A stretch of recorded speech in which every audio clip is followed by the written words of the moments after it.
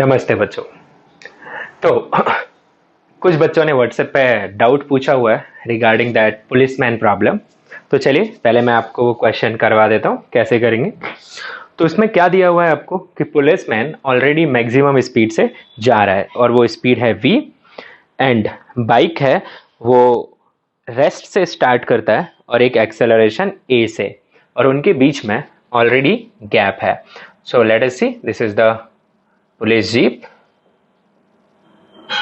okay, and it is already running at its maximum speed v, which is constant also.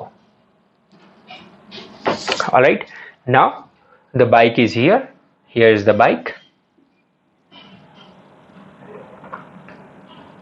okay, and bike starts from rest with constant acceleration a and its initial velocity is 0. So this is the diagram of t equal to 0 and there is a gap of d between them.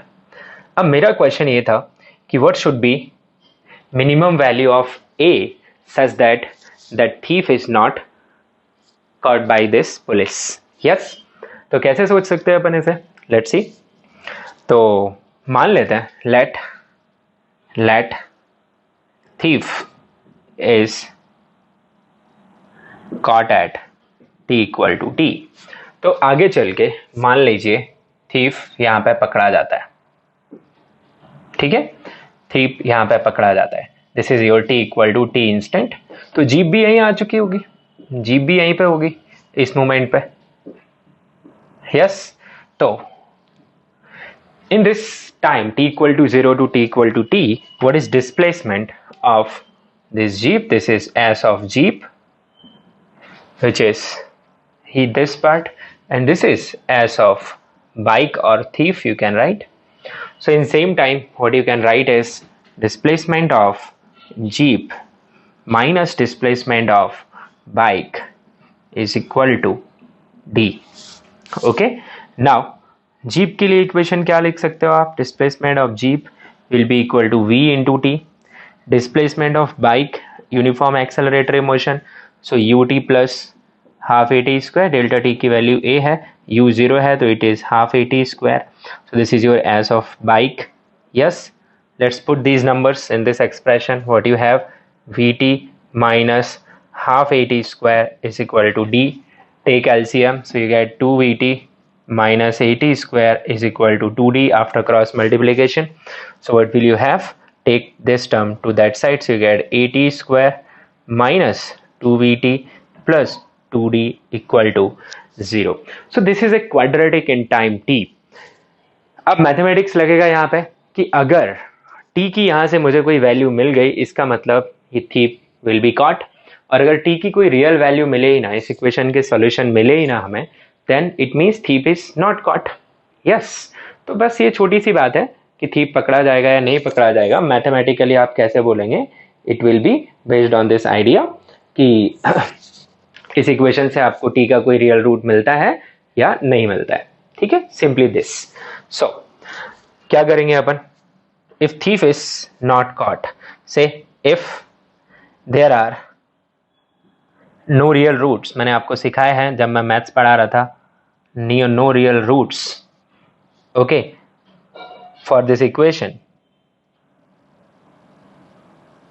ठीक है, implies there is no instant when thief will be caught. मतलब ऐसा कोई instant नहीं है जब ये thief पकड़ा जाएगा. अब इसके लिए क्या करना होता है, आपको डिस्क्रिमिनेंट, आपको क्या दिखाना होता है, लेस देन 0. तो अगर डिस्क्रिमिनेंट लेस देन 0 आ गया तो हम बोलेंगे कि इस इक्वेशन के कोई भी रूट एग्जिस्ट नहीं कर रहे हैं. Yes, so see what will you get, discriminant less than 0 condition. What is discriminant, it is b square minus 4ac less than 0. What is b, b is this 2v, ये आपके लिए b का role play कर रहा है.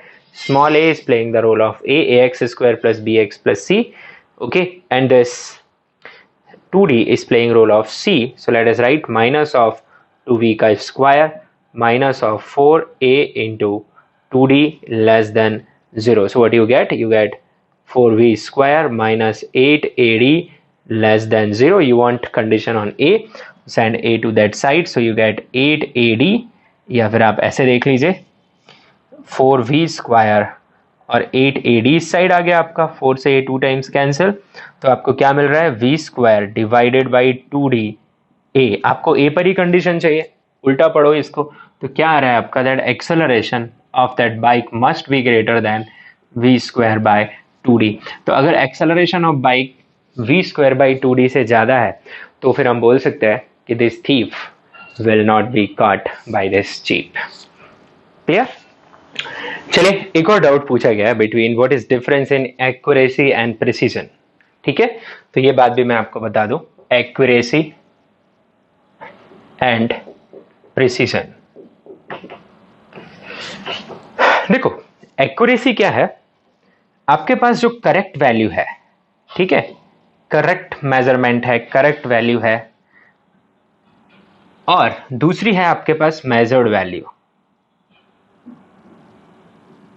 Okay, तो अगर measured value correct value के काफी पास आ रही है, if measured values are too close to correct values, then we say there is high accuracy in measurement. For example, say correct value of length of a rod.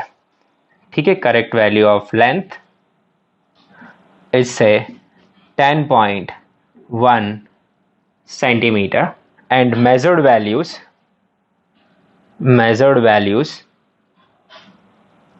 are, okay, measured values are say 10.2 centimeters, 10 centimeters, 9.8 centimeters, 9 centimeters, 11 centimeters. Say these are measured values. So you can say these measurements are quite accurate क्योंकि ये जो measured values आई हैं they are quite close to your correct values. Okay, now suppose इसी case में अगर आप एक measurement कोई आपको बताता है कि length of this rod is, for example वो मेजर करता है से 5 centimetre, another is measures 5.1 centimeter, another is measures 4.9 centimeter, another is just measure 4.99 centimeter, 5.01 centimeter, so and like this he measures. Okay, now these measurements are quite correct. Those measurements are incorrect because they are too far from the correct value, which is 10.1 centimeters, but these measurements are quite close to each other, so they are precise but inaccurate. ठीक है, and here they are accurate but less precise. Accurate but less precise.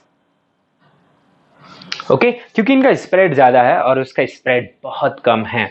जैसे यहाँ पे आपको 9 centimetre भी मिल रहा है out of 10.1, जबकि वहां पे आप देखो 5.1, 4.9, 4.99, 5.01. So those are very close to each other. Yes, however here they are close to measured value but not close to each other too much. तो ये जो मेजरमेंट है वो एक्यूरेट है बट लेस प्रिसाइज है, वो मेजरमेंट इनएक्यूरेट है but precise है. और तीसरा मेजरमेंट में अगर आपको बताऊं, suppose you have this one measurement as 10.1 centimetre, another measurement as 10.11 centimetre, may be some 10.09 centimetre, okay, और you say 10 centimetre. These measurements are accurate and precise. ठीक है, अब एक और एग्जांपल से हम इस एनालिसिस को समझ सकते हैं. कैसे? मान लो आपको यहां पे टारगेट है और आप फायरिंग कर रहे हैं और आपको इस टारगेट पे हिट करना है. एक प्लेयर आता है, ठीक है, एक प्लेयर, उसके मैं मार्क्स आपको बता रहा हूं. ये एक्चुअल टारगेट है, दिस इज द टारगेट. वो प्लेयर यहां हिट करता है, यहां करता है, यहां करता है, यहां करता है, एक बार यहां भी कर देता है. ठीक है, सॉरी, ये मान लीजिए एक प्लेयर यहाँ, फिर एक बार यहाँ कर देता है, एक बार यहाँ करता है, एक बार यहाँ करता है, एक बार यहाँ करता है. So these are the shots of one player you are seeing. Another player, he fires like this. So this player is, this is player 1 and this is player 2. So player 1 एक नौसिखिया है, उसे ज़्यादा अच्छा टारगेट शूट करना नहीं आता है. Player 2 is experienced one, but player 1 is the winner of this game or competition because at least उसने कुछ तो टारगेट पे भी हिट कराया है. ये तो टारगेट से बहुत दूर है. Player 2 is a very good shooter. Only problem is इसका जो गन है, ये जो गन यूज कर रहा है, उसका जो बैरल है, नली है, वो टेढ़ी है ना. तो वो हिट टारगेट यहाँ कर रहा है पर हर बार यहाँ जा रहा है. बट यस, उसका प्रिसीजन बहुत अच्छा है कि हर बार वो एक ही पॉइंट पे हिट कर सकता है. सो these hits are precise, these hits are less precise, these are inaccurate, these are less accurate. Now if I can get a third player which is hitting like this, then he is the one who is precise as well as accurate. Okay, so in measurement what we want accuracy as well as precision both. All right, so now I will return back to our topic, motion under gravity.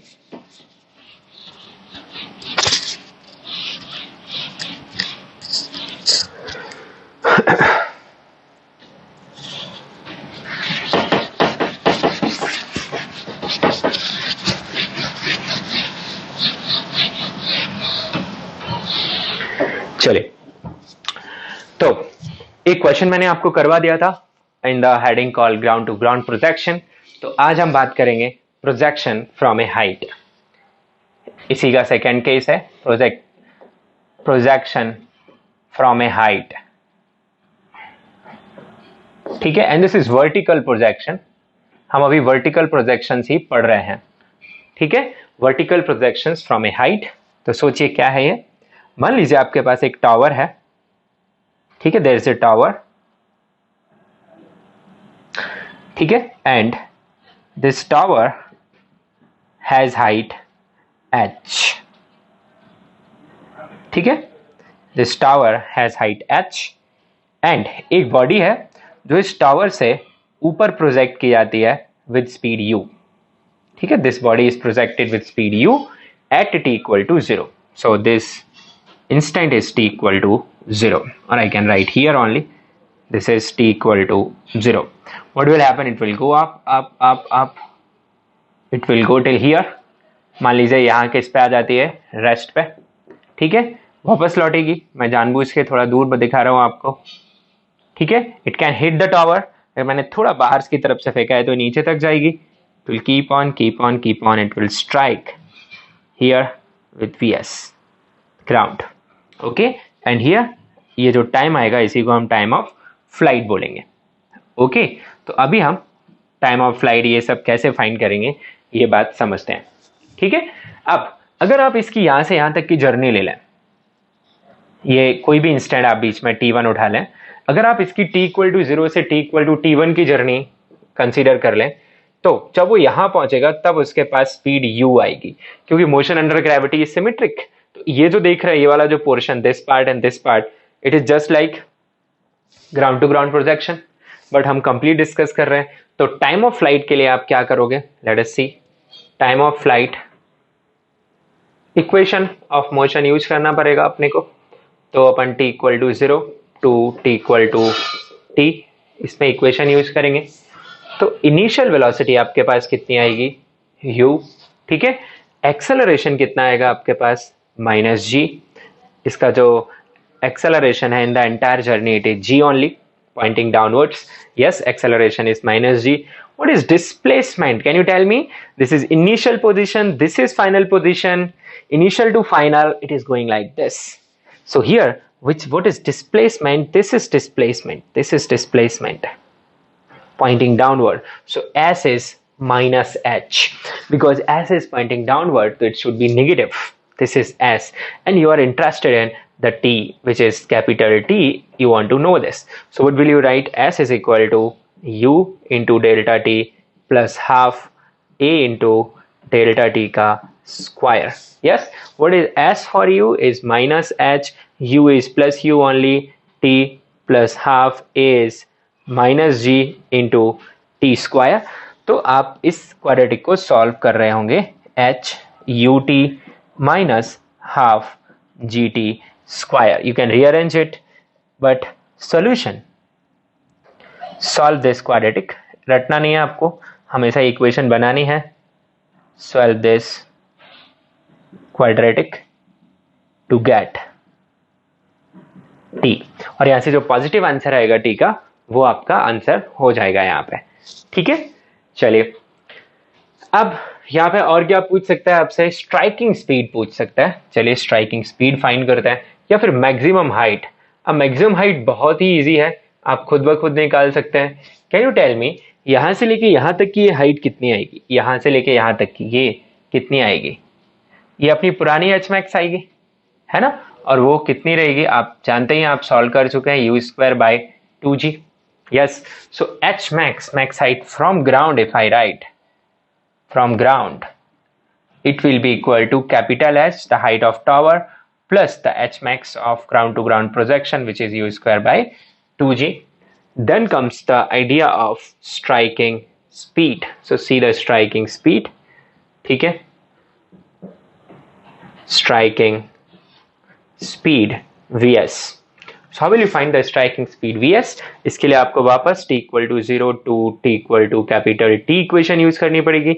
आपके पास u की value plus u pointing upward, a की value minus g, displacement you know is minus h, and you find the final velocity you want.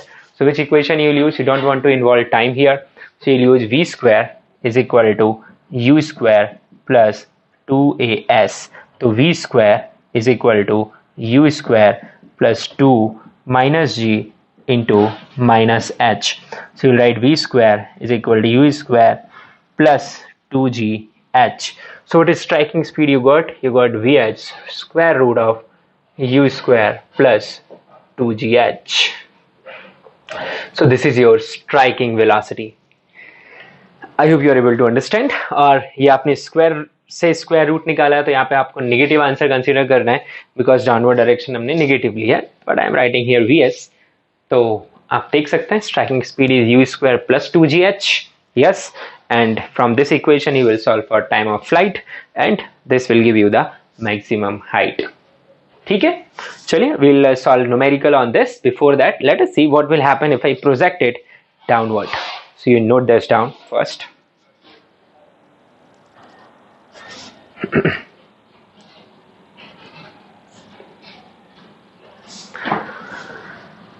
Okay, so now you see the vertical projection from this height, but vertically downward projection we will see now. Okay, so see, इसे मिटा रहा हूं मैं.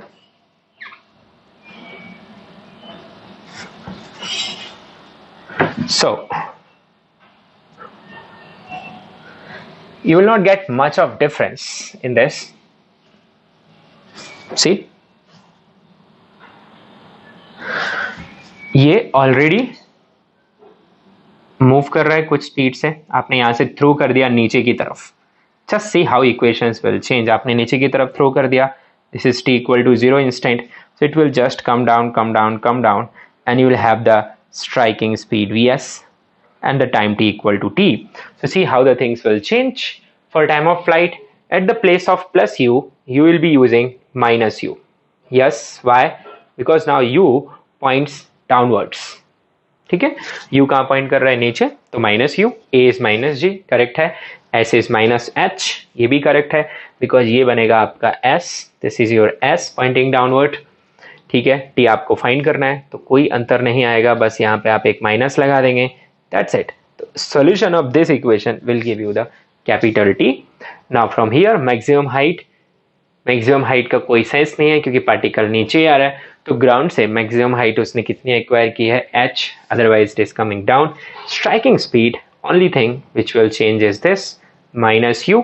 सो u का square जब आप करेंगे तो anyway there will be no change in striking speed. So in both the case you get the striking speed same, but you will get time of flight different. as well as the maximum height is different. So this is the projection downward. Okay. Now the case drop, when the body is dropped from certain height, we'll also analyze that. Okay. So let's see. It's not projection. Now we'll write body is dropped from a height. तो मान लीजिए एक tower है, ठीक है, just tower तो हम समझने के लिए यूज कर रहे हैं कि वहां पे कोई खड़ा हुआ है या अपनी छत पे से आपने कोई भी चीज नीचे गिरा दी. तो ड्रॉप का मतलब होता है बच्चों initial velocity is 0, you just leave it, then due to the gravitational pull it will come down and will hit the strike the floor with some speed vs. This is your t equal to 0 instant. When it is hitting the floor, it is t equal to capital T, and here is the height of tower, which is h. Okay. Now we will solve for these cases. So what will be the difference in this calculation? Here initial velocity is 0. आपको तीनों बार अलग अलग लिखना है, कंजूसी नहीं करना है.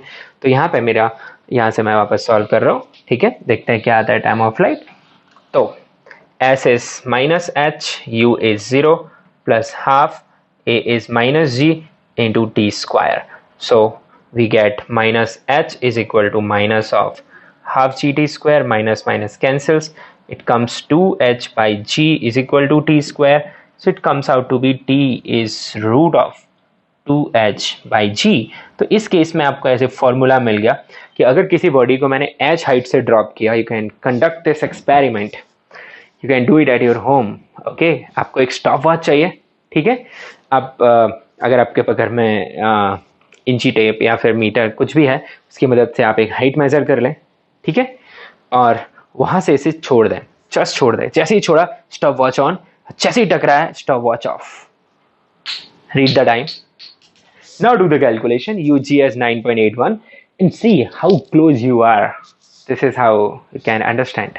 ओके, हम कर सकते थे क्लासरूम में, पर फिलहाल करने का कोई सेंस नहीं है. आप घर पर ट्राई कर सकते हैं. तो यहाँ पर मुझे ऐसे फॉर्मूला आ गया कि अगर मुझे पता है कि बॉडी को कितनी हाइट से ड्रॉप किया जा रहा है, ठीक है, तो मैं पता कर सकता हूँ कि बॉडी कितनी देर बाद ग्राउंड पे पहुंचेगी. So it is root of 2h by g.